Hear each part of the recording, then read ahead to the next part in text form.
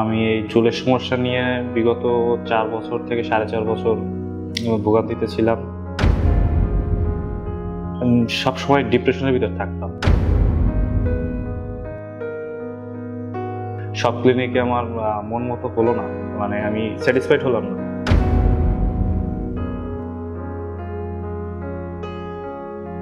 তারপরে আমি new roots hair ক্লিনিকে আসলাম।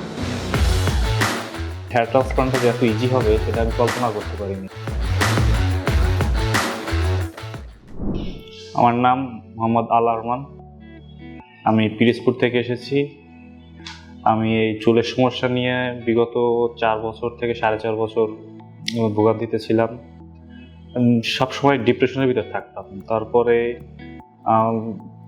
আমি বিভিন্ন ক্লিনিকে রিসার্চ করলাম, গেলাম সেখানে, কিন্তু সব ক্লিনিকে আমার মন মতো হলো না, মানে আমি স্যাটিসফাইড হলাম না।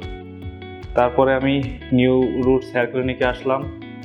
একমত হই যে এখানেই আমি হেয়ার ট্রান্সপ্লান্ট করব।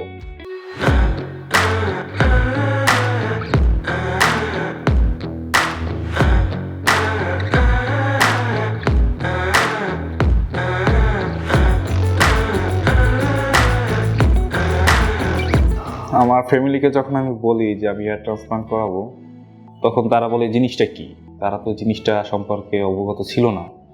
তারপরে পরবর্তীতে যখন আমি দেখাইলাম, ভিডিওগুলো দেখাইলাম, তখন বলল যে না, এটা তো মাথার এটা কীরকমের না কীরকমের হবে।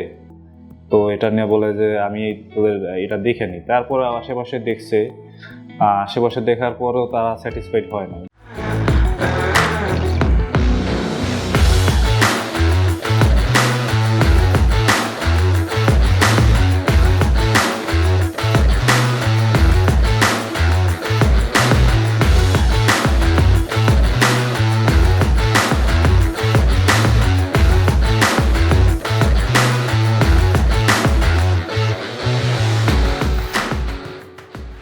এই যে হেয়ার ট্রান্সপ্লান্টটা যে এত ইজি হবে সেটা আমি কল্পনা করতে পারিনি।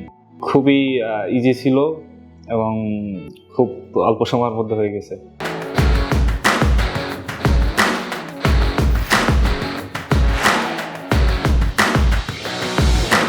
যখন এই সমস্যা নিয়ে আমি ভুগছি, এখন তো সমস্যা নাই, যখন সমস্যা নিয়ে ভুগছি তখন দেখা গেছে বন্ধু বান্ধব সবাই একসাথে, মনে করেন একটা ওয়েডিংয়ে গেছে, পাঞ্জাবি পরে সবাই এক কালার পাঞ্জাবি পরছে, কিন্তু আমি ওয়েডিংয়ে অ্যাটেন্ডই করতে পারলাম না, কারণ আমার এই মাথায় চুলের সমস্যা। আমার ওখানে গেলে